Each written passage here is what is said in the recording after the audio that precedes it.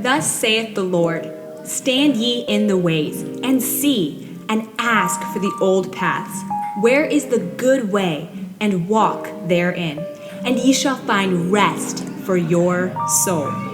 You are now listening to the Old Paths Podcast, hosted by Brother Reggie Paige. Welcome everybody back to the Old Paths Podcast, aka OP, and yes, I am down for OPP, if OPP stands for Old Path Podcast. I am your host, Brother Reginald Paige, and welcome back to another episode. Today, it will be a interesting episode. This will be another history lesson, but it will be the first part of probably a 2 or 3 part series.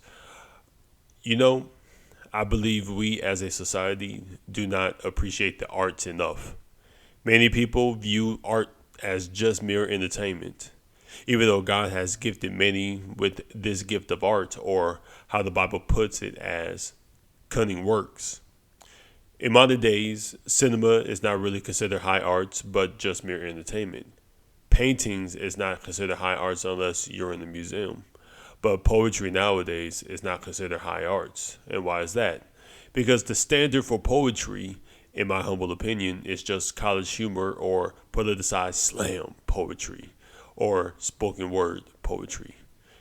As I detour to this lane in this so-called black community, many do not honor the likes of James Weldon Johnson or Robert Hayden. Many will view the likes of Maya Angelou as one of the greatest poets, or poets in general of all time, even though that is objectively not true. However, in reality, when you study great things, you will know that the poem Phenomenal Woman is no better than the average slam poetry you hear on your average college campus. But let me get off the street preaching box about my disdain for Maya Angelou's poetry, and let us learn about a lesser known poet, yet very important to so-called black American poetic history and just so-called black history in general. Let us learn today about a poet who is known as the Black Bard of North Carolina, the home state of my alma mater, Johnson C. Smith University, by the name of George Moses Horton. Now, before I even go any further, please make sure to like, subscribe, comment, and share with your folks and kinfolks the knowledge and the truth. George Moses Horton was born in about 1797 and was indeed a slave for about 68 years. Here's your first fun and important fact for everyone to know. He was the first so-called black American to publish a book in the South. He was also the only slave to earn a significant income selling his poems. I repeat, as a slave. Now, Mr. Horton was able to publish 2 poetry books, one as a slave and one as a free man. Hopefully, this begins to tear some general misconceptions about the lives of slaves in many people's minds. Indeed, as we go further into the history of George Moses Horton, of course, we're obviously going to touch on the topic of slavery, but I pray that you get the Django Unchained, you get the Roots, you get the Harriet Beecher Stowe's view of slavery, which were all fictional. And let's look at how slavery was from actual slave, as well as learn about George Moses Horton. Now, he was born in Northampton County, North Carolina, which was about 4 miles away from the Roanoke River, on a small tobacco farm which was owned by a man named Mr. William Horton. According to his sketch poetry book, The Poetical Works, Moses Horton states that he was the 6th of 10 children by his mother's second husband. Some years later, Master William Horton decided to move from Northampton County, about 100 miles southwest, to Chatham County in 1800.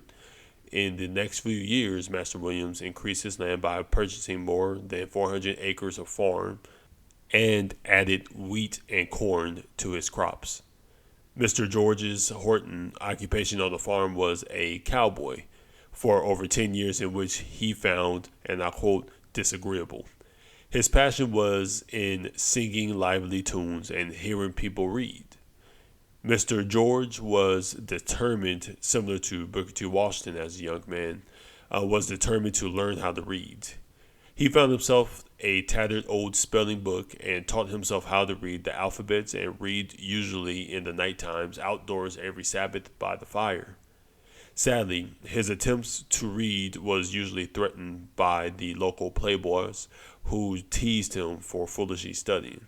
And even his master, William Horton, tried to discourage him and not forbid him to learn how to read. So again, let me say that slowly.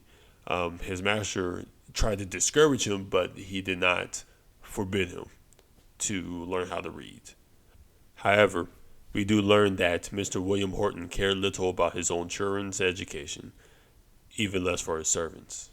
However, Mr. George Horton only viewed those sharp words as an obstacle, for he states he pressed to learn with an indefatigable resolution and with defiance. The obstacles had an auspicious tendency to waft me, as on Pacific gales, above the storms of envy and the calumniating scourge of emulation, from which literary imagination often sinks beneath its dignity, and instruction languishes at the shrine of vanity.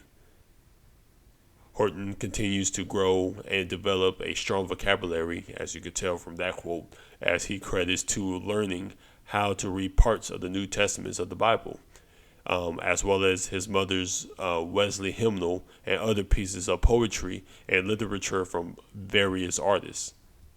During Sunday's preachings and camp meetings, he would compose several undigested pieces on religious themes in his mind, such as excited from reading the obedience of nature to her Lord in the vessels of the sea. And let me recite this poem for y'all. Master, we perish if thou sleep. We know not whence to fly. The thunder seemed to rock the deep. Death frowns from all the sky. He rose, he ran, and looking out, he said, Ye seas, be still. What art thou, cruel storm, about? All silence at his will. Dost thou not know that thou art mine, and all thy liquid stores, who ordered first the sun to shine, and gild thy swelling shores? My smile is but the death of harm, whilst riding on the wind. My power restrains the thunder's arm, which dies in chains confined. Master William Horton was grown by the year of 1814 when he decided to give his slaves up to his children. As lots were casted, Mr. George Horton became an inheritance to the son named James Horton. In the year 1819, Master William Horton passed away and his estate was distributed amongst his family. James, who owned George, bought 3 more out of the 20 slaves his father owned, Judy, Lucy, and Ben. Mr. George Horton wrote a couple of poems about this event. One poem was called Division of an Estate. Another was called A Slave's Reflection on the Eve Before His Sale. And then there was another poem called Farewell to Francis. And hereby I will read Farewell to Francis. Farewell, if ne'er I see thee more, though distant calls my flight impel, I shall not less thy grace adore. So friend, forever fare thee well. Farewell, forever did I say, what never more thy face to see? Then take the last fond look today, and still tomorrow think of me. Farewell, alas, the tragic sound has many a tender bosom torn, while desolation spread all around, deserted friendship left to mourn. Farewell, awakes the sleeping tear, the dormant rill from sorrow's eye, expressed from one by nature dear, whose bosom heaves the Lenten sigh. Farewell is but departure's tale, when fond associations ends, and fate expands her lofty sail, to show the distant flight of friends. Alas, and if we sure must part, far separated long to dwell, I leave thee with a broken heart, so friend, forever fare thee well. I leave thee, but forget thee never. Words cannot my feeling tell. Fare thee well, and if forever, still forever, fare thee well. Now, if you are thinking about how harsh was his bondage as a slave, the answer seems to be that his treatment in bondage was rather mild based off his writings. First, he reveals few details about his time as a slave, but he also reveals that how much he enjoyed his freedom of movement as a slave. Beginning around 1817, Mr. George was allowed to travel miles away from his plantation on Saturday and Sunday afternoons, which was the traditional slave times off. He used to travel to Chapel Hill, home of the University of North Carolina Tar Heels, where he used to sell fruit and his poetry. In the 1830s, the poet hired his time to live at Chapel Hill away from his master's farm. This does show that the slave laws in North Carolina at this time were very more liberal towards slaves than other places in the states. And that includes the northern states too. In fact, in 1816, the North Carolinian legislator requested Congress to establish a colony for emancipated slaves in the Pacific coast. But again, that's chasing the rabbit. But George Moses Horton in the 1820s, to backtrack, had a weekly routine of Sabbath walks to Chapel Hill, and it is where he was able to launch his professional career as a poet right there on the university's campus. Now, the rabbit I will chase is the state of the university during the days of George Moses Horton. Now, for those who are not familiar with UNC Chapel Hill, it is one of the most premier colleges, not just in basketball, but also in academics today. Back then, however, during the 1830s and 1820s, the university was on the verge of ruins due to its economic and physical decline. The university was not nearly as beautiful as the University of Virginia's campus, which was founded by Thomas Jefferson, by the way, who helped design that campus to a neoclassical look to its campus and buildings. In contrast, Chapel Hill's campus had an abundance of trees and brick buildings. Pershing Hall and Stewart's Hall were, as I quote, an ugly two-story wooden structure. Concerning student life, George Moses Horton revealed that he disapproved of the pranks that college students would commit.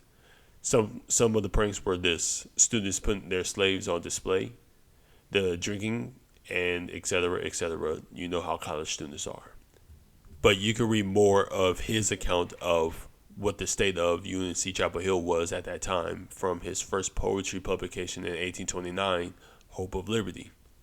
Another fun fact in this account of the campus life in the early decades of UNC Chapel Hill is supported by other historians' accounts of that time as well. In the antebellum South, public speaking or oratory was a high type of literary arts. Debating and public speaking was encouraged by the Society for Young Men to partake. All UNC Chapel Hill students were required to join one of the oratory societies, which were the dialectic or the philosophic. Now, going back to one of the pranks that the students used for the foolery were them making slaves, i.e. George Moses Horton, speak in public and then critique them.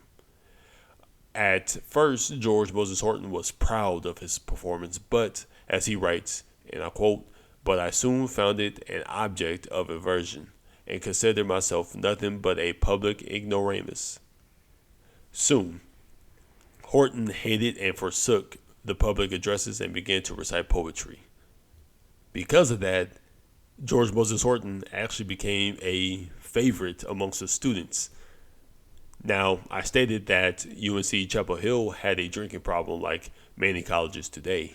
However, by all accounts, this time many students, faculty, and servants would get drunk steadily and heavily, which sadly included George Moses Horton. By Mr. Horton's own words, the students bewitched him into the belief that it, talking about drinking, would hang me on the wings of new inspiration, which would waft me into the regions of poetical perfection.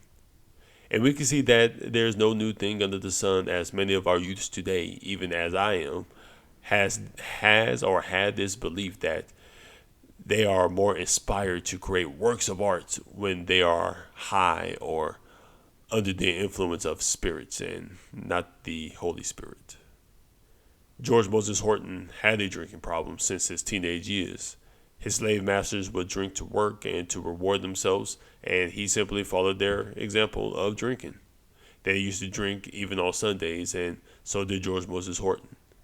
The drinking problem on campus was so severe that some students in 1829 formed a temperance society and passed an ordinance in 1837 banning alcohol on campus. Now, of course, that never stopped people from drinking on campus, as I should know.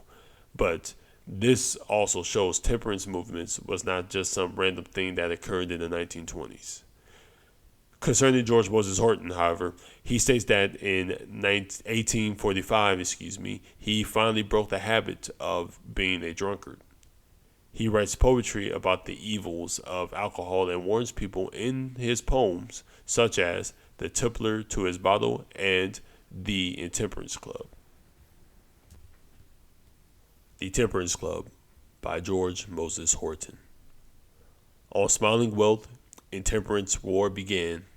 Away young health and mother genius flew.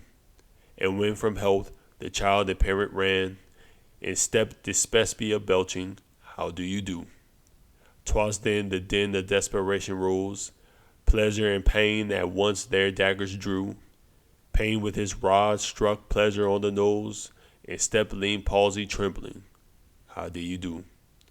Young health came back to take a peep, but stayed not long the ghastly sight to view, and on her flight could not forbear to weep, and stepped in the colic frowning. How do ye do? She heard the crash of gambling rend the flow, and in the house saw poverty's dull crew. When down the foot of bolus kicked the door, in stepped the king of terrors. How do you do?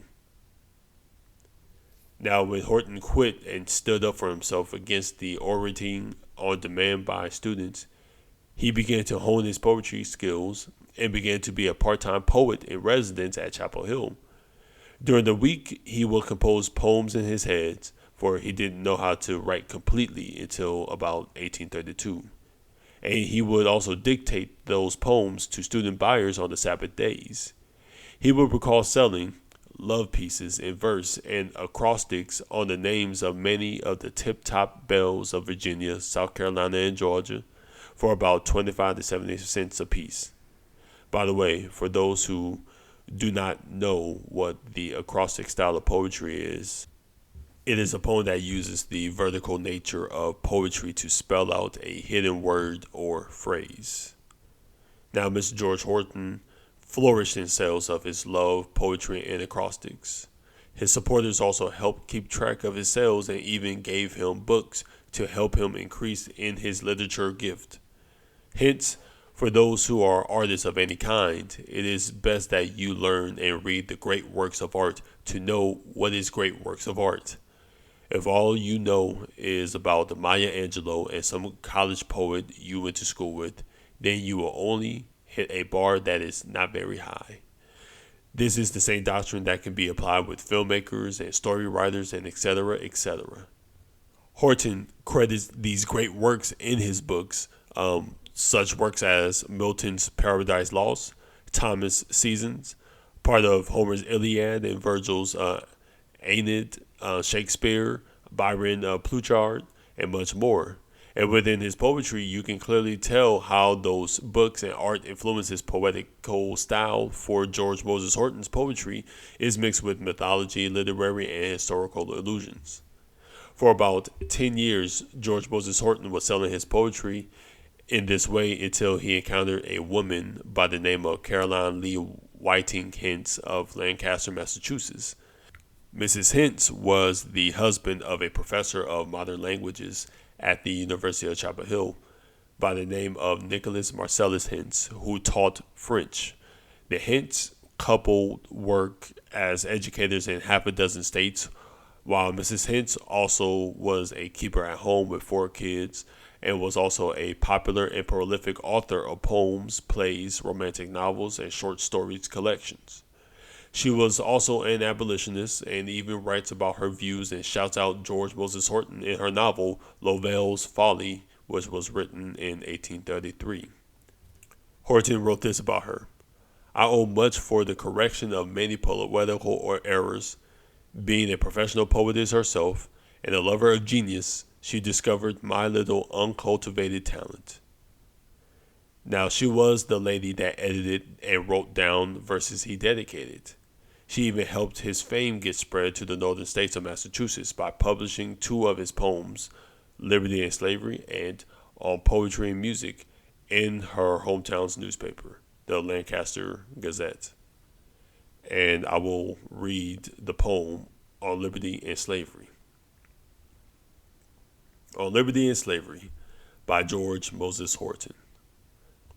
Alas, and am I born for this, to wear this slavish chain, deprived of all created bliss through hardship, toil, and pain? How long have I in bondage lain and languished to be free? Alas, and must I still complain, deprived of liberty?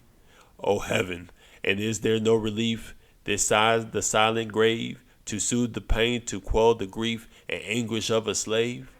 Come, liberty, thou cheerful sound, roll through my ravished ears. Come, let my grief and joys be drowned, and drive away my fears. Say unto foul oppression, cease, ye tyrants, rage no more, and let the joyful trump of peace now bid the vassal soar. Soar on the pinions of thy dove, which long has cooled for thee, and breathe her notes from Afric's grove, the sound of liberty.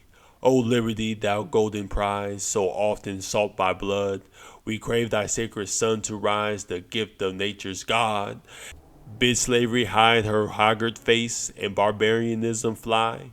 I scorn to see the sad disgrace in which enslaved I lie. Dear liberty, upon thy breast I lingers to respire, and like the swan unto her nest, I like to thy smile retire.